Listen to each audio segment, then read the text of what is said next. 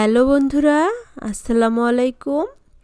উত্তরবঙ্গ রান্নাঘর থেকে স্বাগতম। আশা করি আপনারা খুব ভালো আছেন, আমিও ভালো আছি। আমি আজকে ফুলকপির পাকোড়া করে দেখাবো। এই ফুলকপির পাকোড়া অনেক মজার হয়ে থাকে। দেখুন বন্ধুরা, আমি কত সুন্দর করে ফুলকপির পাকোড়াগুলো বানিয়ে নিয়েছি। এগুলো খেতে ভীষণ মজার হয়ে থাকে। চলুন তাহলে পুরো ভিডিওতে যাওয়া যাক।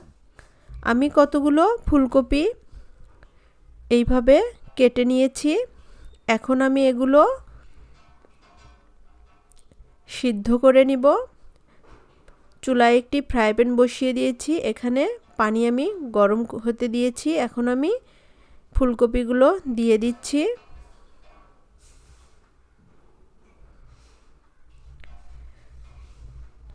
আমার সবগুলো ফুলকপি দেয়া হয়ে গিয়েছে।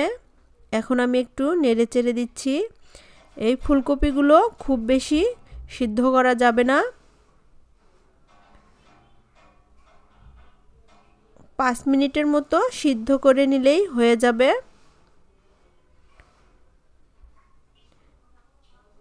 দেখুন বন্ধুরা, আমার 5 মিনিট হয়ে গিয়েছে। এখন আমি তুলে নিচ্ছি। এখন একটি বাটি নিয়েছি। এখানে আমি হাফ কাপ পরিমাণ বেসন দিয়ে দিচ্ছি। হাফ কাপ পরিমাণ ময়দা দিয়ে দিলাম। এখন দিচ্ছি 1 চামচ হলুদের গুঁড়ো, হাফ চামচ শুকনা মরিচের গুঁড়ো, হাফ চামচ ধনিয়া গুঁড়ো, 1 চামচ জিরার গুঁড়ো, পেঁয়াজ বাটা দিয়ে দিচ্ছি 1 চামচ, আদা বাটা দিয়ে দিচ্ছি হাফ চামচ, রসুন বাটা হাফ চামচ, লবণ দিয়ে দিলাম হাফ চামচ। এখন দিচ্ছি পানি। এখানে আমি অল্প অল্প করে পানি দিয়ে একটি ব্যাটার তৈরি করে নিব। আমি ব্যাটারটা তৈরি করে নিচ্ছি। দেখুন বন্ধুরা, এখানে আমি আরও একটু পানি দিয়ে দিব। এই ব্যাটারটা খুব বেশি পাতলাও হবে না, খুব বেশি ঘনও হবে না।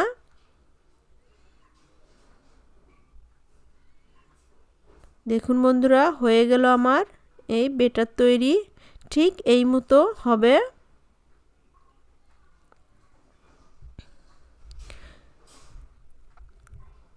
এখন আমি চুলায় একটি ফ্রাই প্যান বসিয়ে দিয়েছি।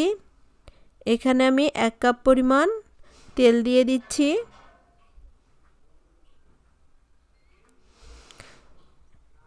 এখন আমি ফুলকপিগুলো এর মধ্যে দিয়ে খুব ভালো করে মিশিয়ে নিব।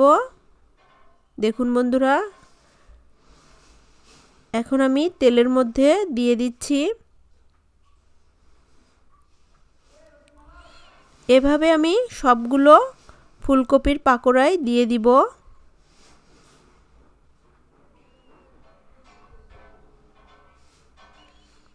আমি সবগুলো ফুলকপির পাকোড়ায় দিয়ে দিয়েছি। একটা পাশ হয়ে আসলে অপর পাশটি উল্টিয়ে দিতে হবে। আমি উল্টায়ে দিচ্ছি। আমার সবগুলো উল্টানো হয়ে গিয়েছে। এখন আমি হালকা করে একটু নেড়েচেড়ে দিব।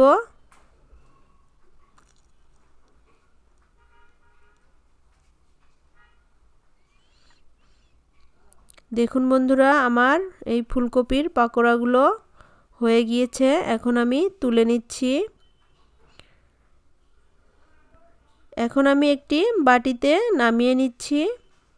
দেখুন বন্ধুরা, কত সুন্দরভাবে এই ফুলকপির পাকোড়াগুলো হয়ে গেল। আপনারাও এভাবে বাসায় বানিয়ে খেতে পারেন। অনেক মজার হয়ে থাকে, অনেক টেস্টি হয়ে থাকে।